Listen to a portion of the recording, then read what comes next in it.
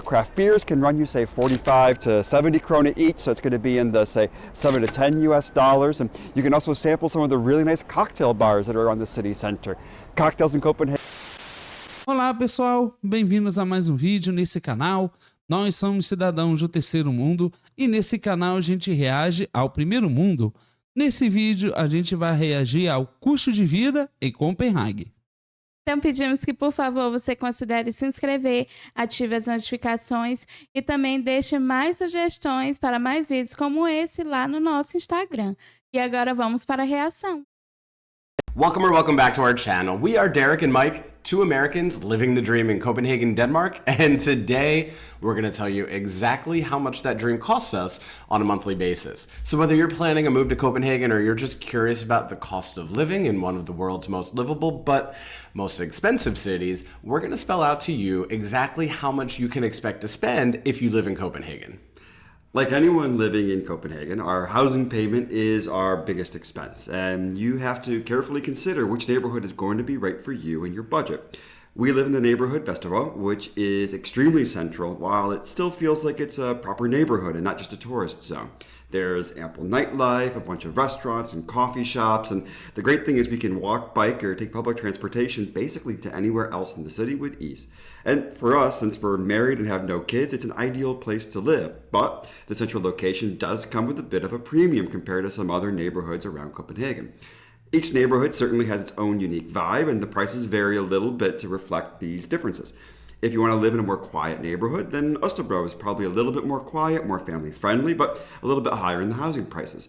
Nørrebro and Nordvest are also popular neighborhoods where prices are a bit more affordable, and a flat in Amager is typically priced somewhere in between. We may come back and do a guide to compare neighborhoods and break them down against each other for another video, but at least for now, let's talk about prices in Copenhagen rental budgets. Right, good call. So in Copenhagen, like basically any city on earth, you can expect to pay higher rent near the city center. Mike touched on this a little bit. You can find some decrease in price as you move out from the city center. Again, we bought our flat a few years ago, but a similar unit in this building in Vesterbro is being rented for the cost of 17,500 krona per month. That's about 2,500 US dollars. The real challenge for many people, though, who rent in Copenhagen is your move-in costs. So most properties, including this one, require 3 months as a deposit plus your first month of rent and utilities. So renting that particular apartment could cost over 10,000 US dollars to move in. It's crazy. Caramba, eu estou impressionada que ele falou que esse é um bairro bom, né? Um bairro mais perto do centro, e eles pagam só 2.500 dólares. Eu estou impressionada porque lá eles consideram bairros mais próximos do centro como bairros mais caros, melhores. E nosso país é que é o contrário. Se você mora mais perto do centro, as pessoas não gostam muito de morar nessa área porque tem crimes. Então acaba que o preço, na verdade, é mais barato, né? Aqui nós temos bairros melhores, mas o centro não é considerado essa região. Eu estou impressionada. Eu também estou impressionado e eu estou achando muito interessante a conversão do euro para dólar, porque para a gente fica mais fácil de compreender. E mesmo que a Dinamarca pareça, seja talvez um lugar caro pelo custo de vida alto devido ao Dinamarca ser um grande país econômico, ainda assim é acessível. Utilities are also listed at about 1,100 krona per month. That's 170 USD. And in the building, we pool with the other units for most other utilities and pay something similar. We pay our own heating, electric, and internet with a quarterly billing period, and the heating is obviously going to be the highest cost. It goes up in the winter when we use more heat, but since there's no air conditioning in our flat, we don't have the same seasonal uptick in the electric bill like we used to have in the US. What about some of our other household bills? Let's move over to the couch and talk about those. We cut the cord when we moved to Copenhagen, so we've never actually paid for a television package that we couldn't stream. But we do pay for HBO Nordic, Netflix, and Hayu because I need to watch my Real Housewives. We pay about 79 krona for Netflix and for HBO, and 49 krona per month for Hayu. That's 207 kroner or 30 US dollars per month. We also have our phone service through the company called 3, and we have a joint plan for the two of us with personal phones that ends up being 230 krona a month, which is about 35 USD. It includes unlimited calls to Danish numbers from a ton of countries and 30 gigs of data that can also be used in the country. So it's a pretty good plan for us and cheaper than it was in the US actually. Yeah, and our gym membership is through a Danish gym called Sats. We pay 259 kroner or $38 per month. There's a lot of gym options in Copenhagen, and you can shop around to find the best. Many have deals, especially at different times of the year or with different companies. Even sports leagues can give you some special deals. For example, you may be able to get a premium. Uau! É surpreendente como as coisas são acessíveis. Eu estou impressionado com isso. Eu não estou acreditando, porque você pagar esse valor é muito barato. Lembrando que quando falamos que é barato é do nosso ponto de vista, porque pra gente isso é barato.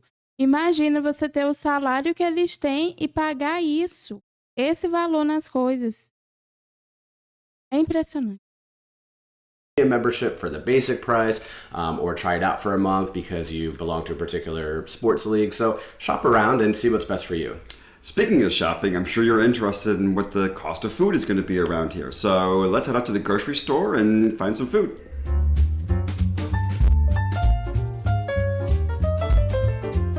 Danish grocery prices are some of the highest in Europe. If you want to learn a little bit more why, we actually have a video about this on why Danish grocery stores suck.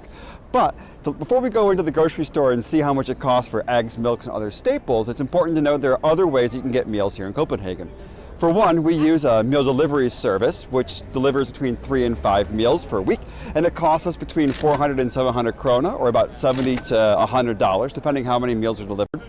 Also, like most other people, we have our lunch partially paid for us by our companies in the office. Typically costs us about, say, 40 krona per meal or $5 per meal for lunch, and the rest is subsidized by the company. But as we go into the grocery store, you can see how much it costs for us to do our basic grocery shopping here in Copenhagen. Eu não sabia que eles recebiam tipo vale alimentação lá. Eu não sabia disso. Eu também não.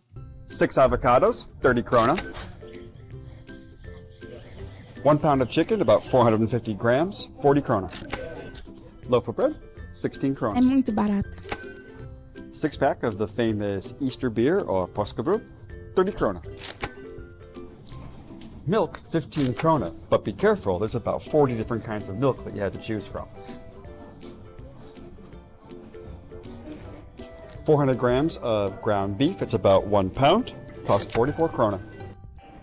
Uau. Frozen peas, my favorite vegetable. 400 grams or a pound for 14 krona.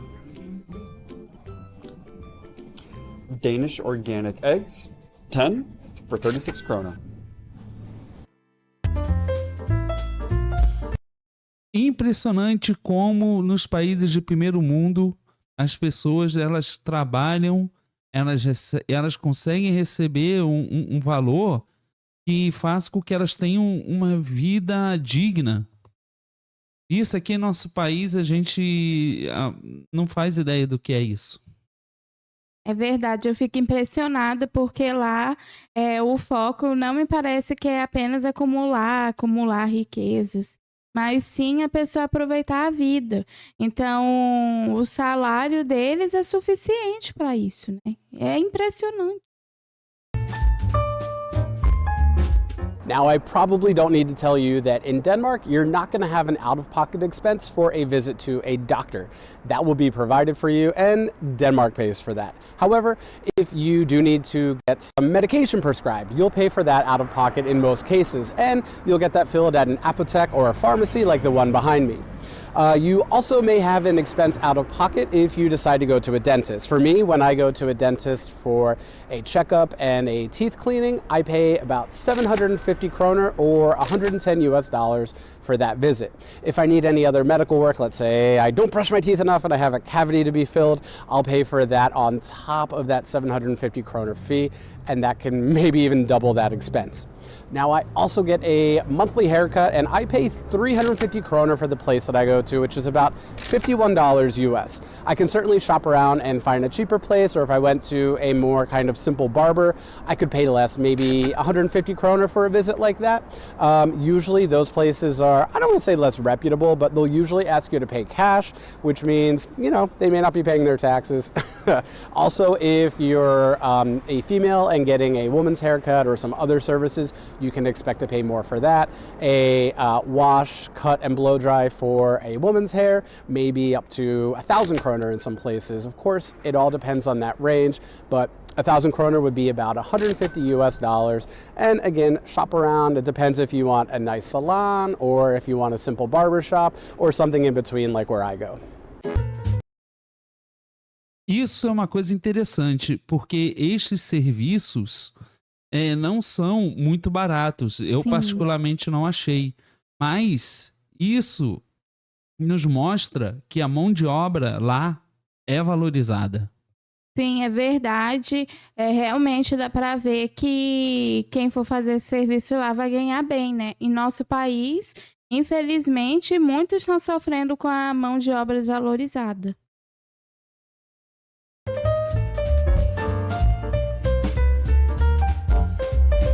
Now I'm going to head over to Techno Bakery in Norbro and check out the price for a typical Danish breakfast and a cup of coffee with my friend. Okay, so I got a bread with cheese, which is a typical Danish breakfast. That with a latte and a filtered coffee came to 93 kroner, which is about $13.50 US dollars. So that gives you an idea of what you can pay for a typical Danish breakfast and a coffee. Now let's find out how much lunch is going to cost us. I'm going to meet up with Mike at Ramen Biro in Vesterbro, one of our favorite spots for lunch. We're at one of our favorite lunch spots, which is kind of a quick service place that you can get lunch. It's a bowl of ramen, which costs 145 kroner, which is about $21 US, and a beer for 63 kroner, which is about $9 US. Another expense you'll have living in Copenhagen is going to be transport. Now, cars are famously expensive here in Denmark. We had a company car for a time, and it cost us about 4,000 krone a month, or $600. This included the taxes, the money we had to pay to the company for the car, parking, and everything else. So it's not a cheap option.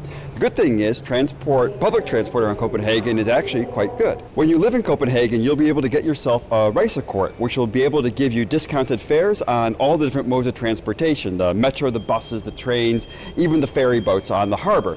You also may want to have this if you commute a distance to work that's a little bit farther than you can go by bike. For me, I had a job that was pretty far outside of the city, about 7 zones away, and it cost me about 1,200 kronas per month, or about $175. Copenhagen uses a zone system, so you're going to pay depending how far you go from point to point. The cheapest you can do is a 2-zone fare, which runs 24 krona if you buy a ticket by yourself, or if you have a Reisekort, you can get a discount of about half.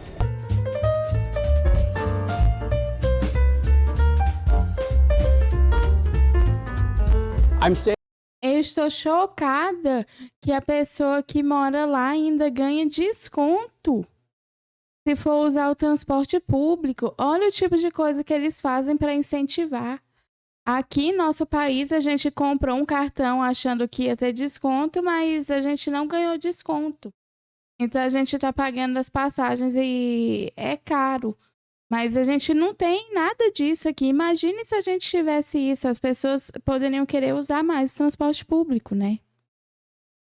Just off of Slough, which is arguably one of the most famous shopping streets in Denmark, and at least the most famous shopping street in Copenhagen, because we want to talk about the cost of buying clothing if you're living in Copenhagen. Now, clothing in Copenhagen is notoriously expensive, which is why we always dress like slobs. Derek! Which is why we often buy our clothing when we're traveling abroad. How about that? So to kind of give you an example of what you can expect to pay for clothing, we're going to walk into one of our favorite men's stores in Copenhagen, which is Jack & Jones, a famous Danish brand, and give you an idea of what to expect if you're buying clothes and how much to put into your budget for buying clothes in Copenhagen. If you're looking for 2 tops in Copenhagen, it will only cost you 250 krona or 24 US dollars. And those were short sleeve tees, but the long sleeve knit tops are 2 for 500 kroner or 48 US dollars. And the denim jeans are 600 krona or 90 US dollars. Jeans and long sleeves are basically out all year because Scandinavia, baby. Eu estou impressionada como era barata aquelas roupas. Aqui nós não temos esse tipo de coisa. Uma promoção real, que realmente você esteja ganhando algum desconto. E eu confesso que eu estou surpreso em ver que os valores ali em dólar é o mesmo valor que a gente está pagando aqui. É chocante. Now we're here on Gammelstrand in the heart of Copenhagen city center because we want to make sure you understand what it's going to take to have a night out here in Copenhagen. Now, to come to any of the restaurants in the city center, it's pretty typical that in the nicer ones, you'll find there'll be a price fixed menu preset ahead that you'll pay one price for. They typically can range between, say, 300 to 500 krona. The restaurant that we like to go to for a nice kind of romantic Friday or Saturday night out is called Restaurant Pluto, where the menu goes for 495 krona. You can also pair that with a wine pairing, which will be also 495 krona. So each of those are about $72 US. But again, remember, compared to the US, you're not going to necessarily add tip on top of that, though you certainly can. And the tax is already included. So even though the price may shock you, at least the price on the menu is the price that you'll pay at the end of the meal as well. Of course, if you're going out, you may want to have some drinks before or after you have the meal. You can go and get some beers at a nice craft beer place or a nice bodega, which is the term for a Danish kind of corner bar, maybe a little bit more smoky, a little bit more atmosphere there. Normal craft beers can run you, say, 45 to 70 krona each, so it's going to be in the, say, 7 to 10 US dollars. And you can also sample some of the really nice cocktail bars that are around the city center. Cocktails in Copenhagen will run you, say, about 120 to 140 krona each, so say $18 to $25. Just to give an example, we had a night out last night with some friends. We went to a comedy show. The tickets for the comedy show were 120 krona, or about $18 each, and then we had beers there which were running about 45 krona each. So depending on what you choose to do and how many drinks you choose to have during the night, your night can add up, but it all depends on what you choose to do here in Copenhagen.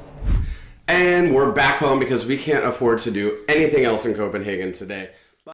Eu estou chocada porque, embora sim, algumas coisas aqui elas eram mais caras, né? Pareceram caras. Muitas coisas são acessíveis. E eu vejo que o que é mais acessível, tirando a questão do aluguel, todos os itens essenciais e básicos são muito acessíveis. Ainda mais em um país onde você tem um salário bem alto, né? Então, isso apenas comprova o que a gente já vê, né? Que, embora o custo de vida possa ser mais alto, o governo lá está assegurando que as pessoas consigam se sustentar nessa sociedade. Porque, do contrário, esse país já estaria o caos.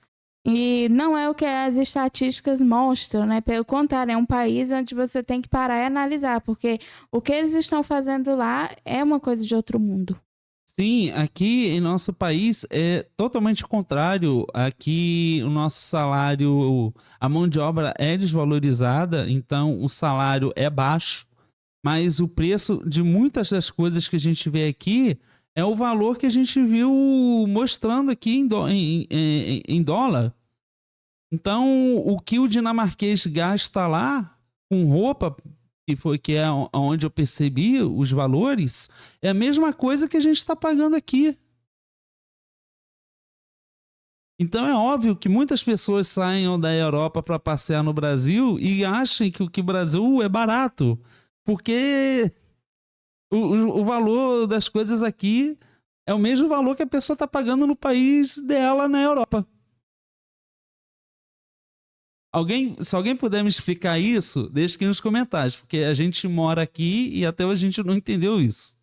É verdade, sem dúvidas, mas essa foi a reação desse vídeo. Então, se você gostou, aproveita para se inscrever, ative as notificações e também deixe mais sugestões para mais vídeos como esse lá no nosso Instagram.